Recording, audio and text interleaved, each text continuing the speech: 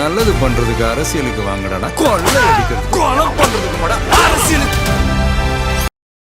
Step Stones வழங்கும் Aero Square premium flats Parandur புதிய airport அருகில். விட்டா பறந்துடுங்க. தோத்த பிறகு இந்த கட்சிங்கெல்லாம் சதவீத கணக்கு, ஓட்டு கணக்கு சொல்லுவாங்க. ஜெயிச்சா இதெல்லாம் பேச மாட்டாங்க. எல்லா கட்சிகளுமே ஆடக்கூடிய நாடகத்தை பிஜேபியும் ஆடிக்கிட்டு. நம்பர் ஆஃப் சீட்ஸ் என்ன 4 ஒன்றா இருக்குது, அதோட நெட்டி வரும்.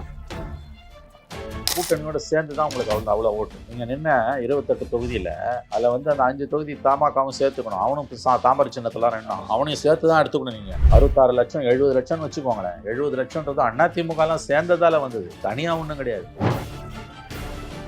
உண்மையான வாக்கு வங்கி திமுக அதிமுகலாம் எவ்வளோன்னு கண்டுபிடிக்கிறதே கஷ்டம். ஏன்னா கூட்டணி இருக்குது. 2 பேருக்கு தான் கண்டுபிடிக்க முடியுது. ஒன்று விஜய், இன்னொன்று சீமான். ஏன்னா அவங்க தான் தனியாக நின்னாங்க.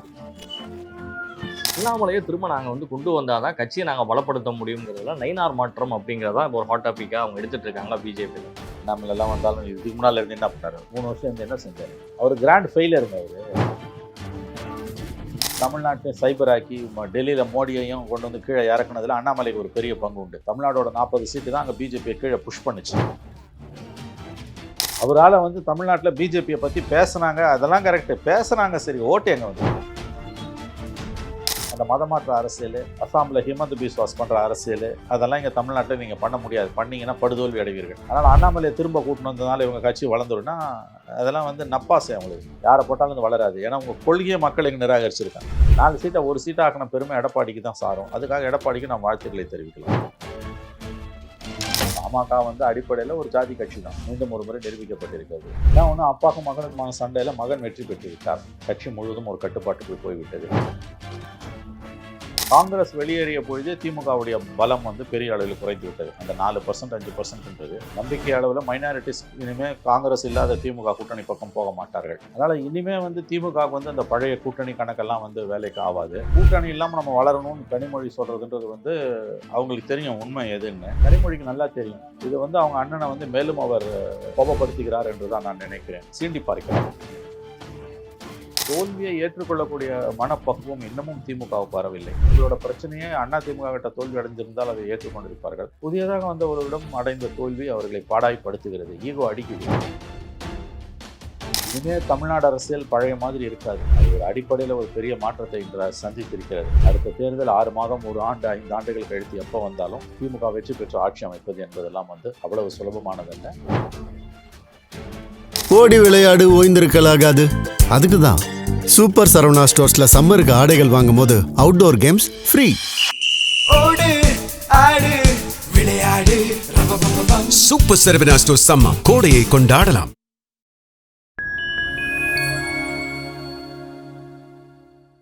டைம் டைம் மீடியாவோட ஒரு ஸ்பெஷல் இன்டர்வியூவில் சிறப்பழைப்பாளராக தமிழ்நாட்டினுடைய மூத்த ஊடகவியாளர் மணிசார் அவர்கள் இணைந்துள்ளார். சமகால அரசியல் நிகழ்வு குறித்த பல்வேறு கேள்விகளை முன்வைக்கின்றோம். வாருங்கள் நிகழ்ச்சிகள் சொல்லலாம். வணக்கம் சார். வணக்கம்.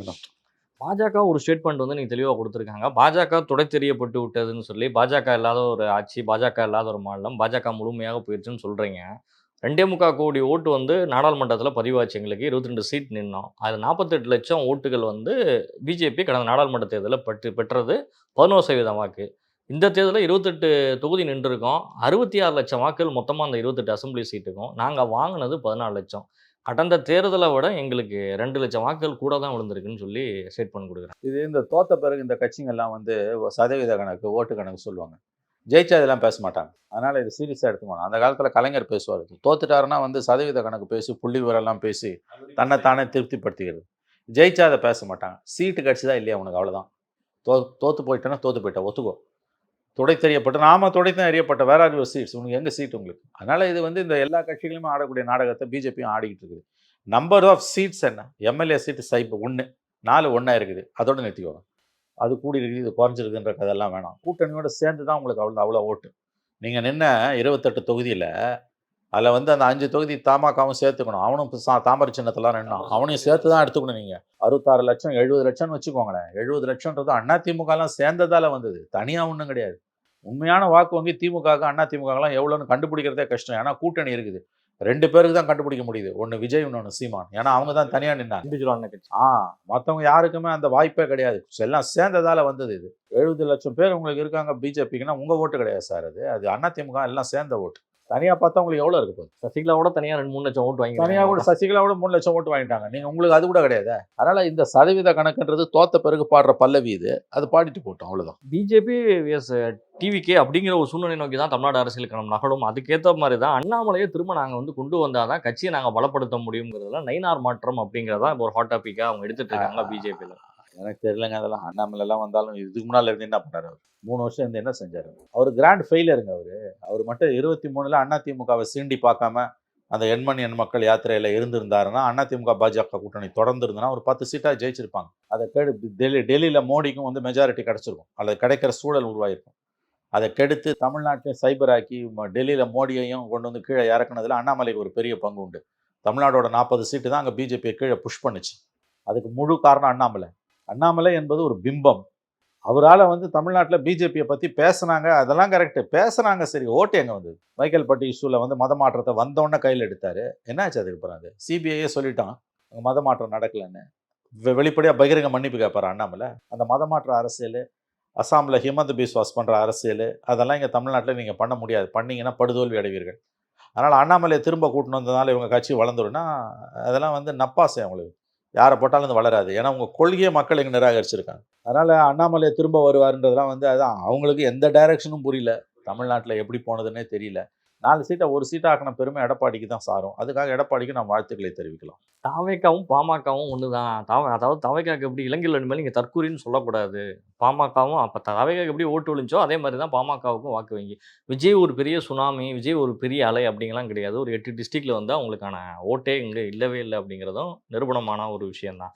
வெற்றி பெற்றிருக்காங்க. அப்படி மக்கள் நினச்சிருந்தா ஃபுல் மெஜாரிட்டி கொடுத்துருப்பாங்க. ஆனால் 108ஓட தான் போய் நின்றுச்சு. ஆனால் பாமக வரைக்கும் இளைஞர்களுடைய வாக்கு வங்கி வந்து அதிகமாக இருக்குங்கிற இந்த தேர்தல் எங்களுக்கு வந்துட்டு ப்ரூஃப் பண்ணியிருக்குன்னு சொல்லி அன்புமணி பேசுகிறார். அவர் திருப்திக்கு அவர் பேசிக்கிறார். 4 சீட் வாங்கிட்டாரு. ஆட்சி மாற்றம் வரும், அமைச்சரவையில் இடம்பெறலாம்னு நினச்சார். என்டிஏல போக முடியல அவரால். அதான் ஆளாளுக்கு அவங்கவுங்க திருப்திக்கு பேசிக்கிறாங்க சார், அவ்வளோதான். அதுக்கு மேலே அதில் ஒன்றும் கிடையாது. பாமக வந்து அடிப்படையில் ஒரு ஜாதி கட்சி தான். மீண்டும் ஒரு முறை நிரூபிக்கப்பட்டிருக்காது. என்ன ஒன்று, அப்பாவுக்கும் மகனுக்குமான சண்டையில் மகன் வெற்றி பெற்று விட்டார். கட்சி முழுவதும் ஒரு கட்டுப்பாட்டுக்குள் போய்விட்டது. அதுதான் அவருடைய வெற்றிக்கான அவர் அதை ஒரு விஷயத்தில் சந்தோஷப்படலாம். டாக்டர் ராமதாஸுக்கும் அன்புமணிக்குமான பிரச்சனை இல்லை. அன்புமணி கை ஓங்கி விட்டது. மற்ற விஷயங்களை பற்றி அவர் பேசக்கூடிய கருத்துக்களை நீங்கள் முற்றிலுமாக ஒதுக்கி தள்ளலாம். திமுக தரப்பில் மாவட்ட செயலாளர் கூட்டம் நடந்துச்சு. அதுக்கு முன்னாடி நிர்வாகிகளை சந்தித்து ஸ்டாலின் அவர்கள் பேசினார். 1 மாதம் டைம் கூட கொடுத்துருக்காரு. ஒட்டுமொத்தமாக எனக்கே நீங்கள் டைரெக்டாகவே சொல்லலாம் அப்படிங்கிற மாதிரி நிறையா பேர் வந்து முன்னாள் முதலமைச்சருக்கு கருத்துக்கள் நிறையா சொல்லிட்டு வந்துட்டு இருக்கிறாங்க. கனிமொழி அவர்கள் வந்துட்டு அந்த கூட்டத்தில் பேசின ஒரே ஒரு விஷயம், நாம் கூட்டணி அப்படிங்கிற ஒரு விஷயத்தை கடந்து திமுக தனியாக நின்று வெற்றி பெறுவதற்கான அடுத்த கட்ட பயணத்தை தான் நம்ம முன்னெடுக்கணும் அப்படிங்கிறத ஸ்டாலின் அவர்கள் முன்னாடி பேசின விஷயம் தான். அவங்களுக்கு தெரியுது இனிமே வந்து அது அவங்களுக்கு அவங்க சாய்ஸ் இல்லை. அது அப்படி தான் போய் முடியறதுக்கும் ஒரு வாய்ப்பு இருக்குது. இந்த இடதுசாரிகள் கொஞ்சம் விழித்து கொண்டால், விசிகா திரும்ப ஐயுஎம்எல் கொஞ்சம் விழித்து கொண்டால் இவங்க வெளியேறலாம். ஆனால் அவ்வளோ சீக்கிரம் வெளியேறுவாங்களாம் நமக்கு தெரியாது. ஏன்னா இவங்க தான் முழுக்க திமுக கட்டுப்பாட்டில் இருக்காங்களே. காங்கிரஸ் வெளியேறிய பொழுது திமுகவுடைய பலம் வந்து பெரிய அளவில் குறைந்து விட்டது. அந்த 4% 5%ன்றது நம்பிக்கை அளவில் மைனாரிட்டிஸ் இனிமேல் காங்கிரஸ் இல்லாத திமுக கூட்டணி பக்கம் போக மாட்டார்கள். அதனால் இனிமேல் வந்து திமுகவுக்கு வந்து அந்த பழைய கூட்டணி கணக்கெல்லாம் வந்து வேலைக்கு ஆகாது. கூட்டணி இல்லாமல் நம்ம வளரணும்னு கனிமொழி சொல்கிறதுன்றது வந்து அவங்களுக்கு தெரியும் உண்மை எதுன்னு. கூட்டணியை மட்டும் வச்சு தான் இங்கே திமுக ஜெயிச்சிருக்கு. கூட்டணி இல்லாமல் இப்போ விஜய் என்ன பாடுபடுறாரு? 8 சீட்டில் போய் நிற்குது இல்லை, ஒரு இடத்துல போய் நின்னாச்சு இல்லை. இதுக்கு மேலே போக முடியல. 8 டிஸ்ட்ரிக்டில் வந்து ரெப்ரசன்டேஷனே இல்லாமல் போச்சு இல்லை. இப்போ இதுக்கெல்லாம் யார் காரணம் உங்களுக்கு? ஆகவே திமுக எந்த காலத்துலேயும் தனியாக நின்று ஜெயிச்சது கிடையாது. 90 கட்சியை சேர்த்து தான் ஜெயிச்சிருக்காங்க. தனியாக வளரணும்னு சொல்கிறது கனிமொழிக்கு நல்லா தெரியும். இது வந்து அவங்க அண்ணனை வந்து மேலும் அவர் கோபப்படுத்துகிறார் என்று தான் நான் நினைக்கிறேன். சீண்டி பார்க்கிறார். ஸ்டாலினை கனிமொழி சீண்டி பார்க்கிறார்.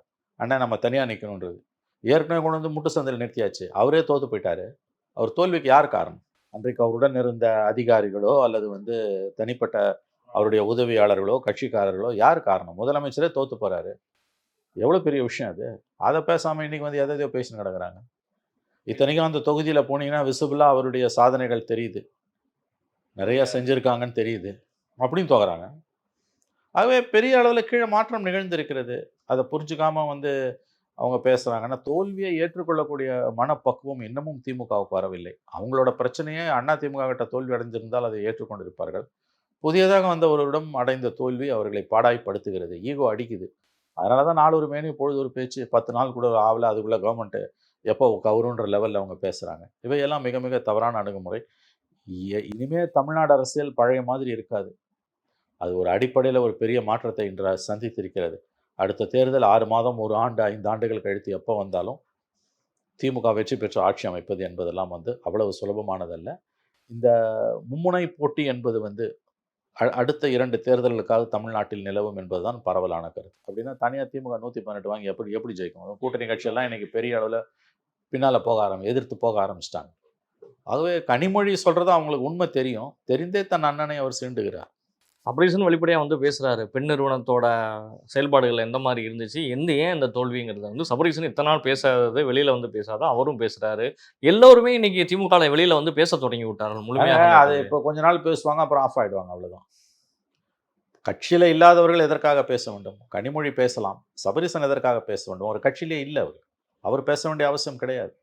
அப்போ கட்சி வந்து அந்த 5 ஆண்டுகளில் வந்து யாருடைய கட்டுப்பாட்டில் இருந்தது? இந்த தோல்விக்கான காரணங்கள், தோல்விக்கு பிறகு திமுக சார்பாக பேசக்கூடியவர்கள் முன்னாள் முதலமைச்சரின் குடும்ப உறுப்பினர்களின் பேச்சுக்களில் இருந்தே நாம் தெரிந்து கொள்ளலாம். ரொம்ப சுலபம், இது ஒன்றும் பெரிய கம்பசூத்திரம் இல்லை. தோல்விக்கு காரணம் யாருன்றது தெளிவாக தெரியுது.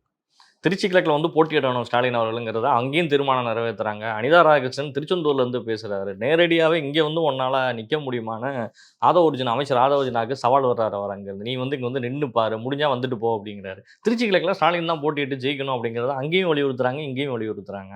முதல்வரும் திருச்சி போகிறாரு, திருச்சியிலேருந்து தஞ்சாவூர் போகிறாரு. எப்பயும் போல வழக்கமான க்ரௌடு, வழக்கமான ஒரு பேச்சு.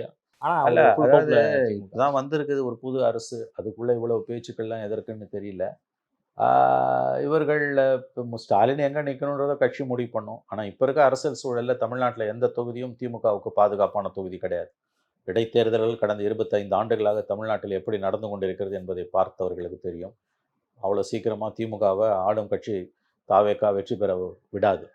அது ஒரு கேலி கூத்தாக தான் இடைத்தேர்தல்கள் கடந்த 25 ஆண்டுகளாக நடந்துகிட்டு இருக்குது.